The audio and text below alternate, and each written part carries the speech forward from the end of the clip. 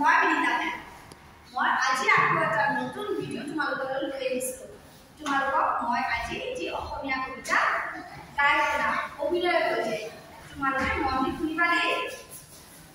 কবিতাটোৰ শিৰোনাম এক আছিল ডাঙৰ ৰজা। এক আছিল ডাঙৰ ৰজা শুনা বৰ মজা। 2 দিন 2 ৰাতি বেমাৰত নেৰে ধাৰি পাতি 3 দিনত